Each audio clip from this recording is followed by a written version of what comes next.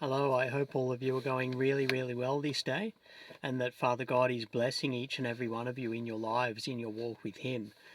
Today I'm going to read from the Ethiopian Bible, from the book of Sirach. So just to give you an idea, if you don't have an Ethiopian Bible yourself, Sirach comes after the book in the Old Testament called Wisdom of Solomon, and Wisdom of Solomon comes after Song of Solomon in the Ethiopian Bible in the Old Testament.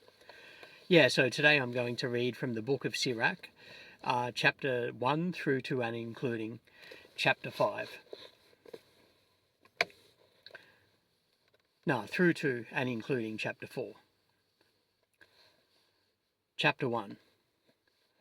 All wisdom cometh from the Lord, and is with him forever. Who can number the sand of the sea, and the drops of rain, and the days of eternity? Who can find out the height of heaven, and the breadth of the earth, and the deep and wisdom? Wisdom hath been created before all things, and the understanding of prudence from everlasting. The word of God most high is the fountain of wisdom, and her ways are everlasting commandments. To whom hath the root of wisdom been revealed, or who hath known her wise counsels? Unto whom hath the knowledge of wisdom been made manifest, and who hath understood her great experience? There is one wise and greatly to be feared, the Lord sitting upon his throne. He created her and saw her, and numbered her and poured her out upon all his works. She is with all flesh according to his gift, and he hath given her to them that love him. The fear of the Lord is honour and glory and gladness, and a crown of rejoicing. The fear of the Lord maketh a merry heart, and giveth joy and gladness and a long life.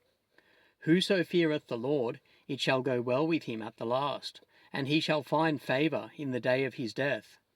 To fear the Lord is the beginning of wisdom, and it was created with the faithful in the womb. She hath built an everlasting foundation with men, and she shall continue with their seed. To fear the Lord is fullness of wisdom, and filleth men with her fruits. She filleth all their house with things desirable, and the garners with her increase. The fear of the Lord is a crown of wisdom, making peace and perfect health to flourish, both which are the gifts of God, and it enlargeth their rejoicing that love him. Wisdom raineth down skill and knowledge of understanding, and exalteth them to honour that hold her fast. The root of wisdom is to fear the Lord, and the branches thereof are long life. The fear of the Lord driveth away sins, and where it is present, it turneth away wrath. A furious man cannot be justified, for the sway of his fury shall be his destruction. A patient man will tear for a time, and afterward joy shall spring up into him. He will hide his words for a time, and the lips of many shall declare his wisdom. The parables of knowledge are in the treasures of wisdom, but godliness is an abomination to a sinner. If thou desire wisdom, keep the commandments, and the Lord shall give her unto thee. For the fear of the Lord is wisdom and instruction, and faith and meekness are his delight. Distrust not the fear of the Lord, when thou art poor, and come not unto him with a double heart. Be not a hypocrite in the sight of men, and take good heed what thou speakest. Exalt not thyself, lest thou fall, and bring dishonour upon thy soul, and so God discover thy secrets, and cast thee down in the midst of the congregation, because thou camest not in truth to the fear of the Lord, but thy heart is full of deceit. Chapter 2. My son, if thou come to serve the Lord, prepare thy soul for temptation. Set thy heart aright, and constantly endure, and make not haste in time of trouble. Cleave unto him, and depart not away, that thou mayest be increased at thy last end. Whatsoever is brought upon thee, take cheerfully, and be patient when thou art changed to a lower state.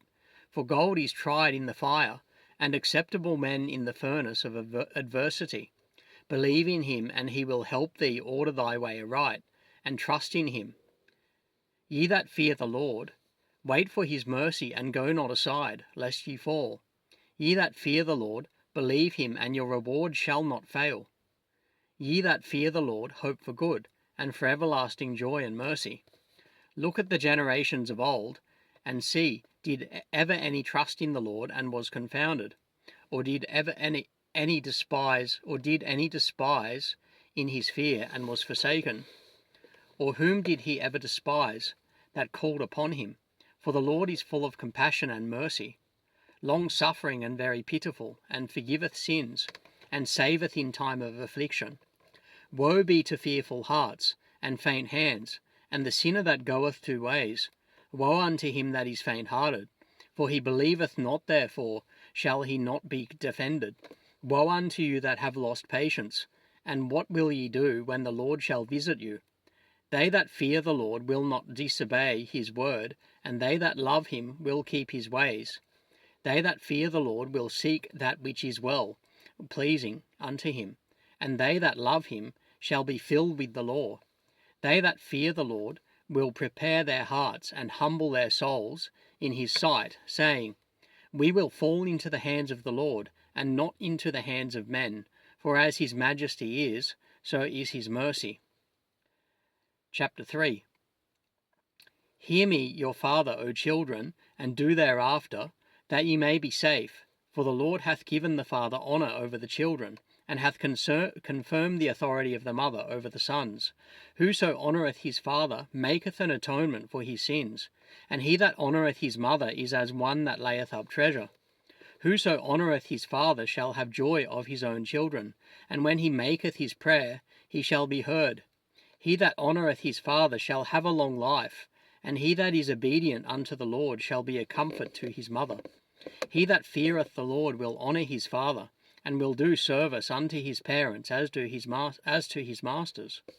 Honour thy father and mother, both in word and deed, that a blessing may come upon thee from them. For the blessing of the father establisheth the houses of children, but the curse of the mother rooteth out foundations. Glory not in the dishonour of thy father, for thy father's dishonour is no glory unto thee. For the glory of a man is from the reproach of from the honour of his father, and a mother in dishonour is a reproach to the children. My son, help thy father in his age, and grieve him not as long as he liveth. And if his understanding fail, have patience with him, and despise him not when thou art in thy full strength. For the relieving of thy father shall not be forgotten, and instead of sins it shall be added to build thee up. In the day of thine affliction it shall be remembered, thy sins also shall melt away, as the ice in the fair warm weather. He that forsaketh his father is a blasphemer, and he that angereth his mother is cursed of God. My son, go on with thy business in meekness, so shalt thou be beloved of him that is approved.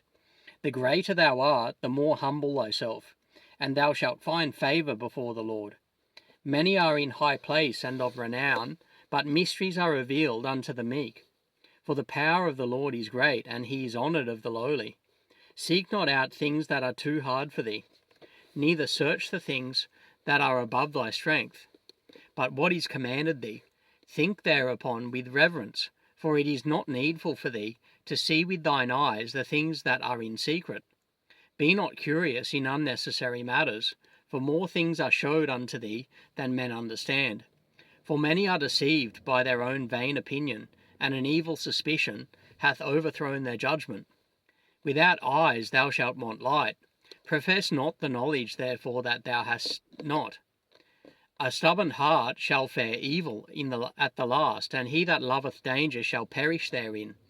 An obstinate heart shall be laden with sorrows, and the wicked man shall heap sin upon sin. In the punishment of the proud there is no remedy, for the plant of wickedness hath taken root in him. The heart of the prudent will understand a parable, and an attentive ear is the desire of a wise man. Water will quench a flaming fire, and alms maketh an atonement for sins. And he that requiteth good turns is mindful of that which may come hereafter, and when he falleth he shall find a stay. Chapter 4. My son, defraud not the poor of his living, and make not the needy eyes to wait long. Make not an hungry soul sorrowful, neither provoke a man in his distress. Add not more trouble to an heart that is vexed, and defer not to give to him that is in need. Reject not the supplication of the afflicted, neither turn away thy face from a poor man. Turn not away thine eye from the needy, and give him none occasion to curse thee. For if he curse thee in the bitterness of his soul, his prayer shall be heard of him that made him. Get thyself the love of the congregation, and bow thy head to a great man. Let it not grieve thee to bow down thine ear to the poor, and give him a friendly answer with meekness. Deliver him that suffereth wrong from the hand of the oppressor, and be not faint-hearted when thou sittest in judgment. Be as a father unto the fatherless, and instead of an husband unto their mother. So shalt thou be as the Son of the Most High, and he shall love thee more than thy mother doth. Wisdom exalteth her children, and layeth hold of them that seek her. He that loveth her loveth life, and they that seek to her early shall be filled with joy. He that holdeth her fast shall inherit glory, and wheresoever she entereth the Lord will bless.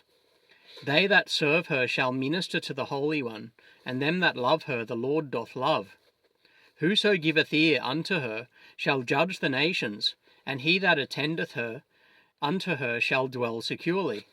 If a man commit himself unto her, he shall inherit her, and his generation shall hold her in possession.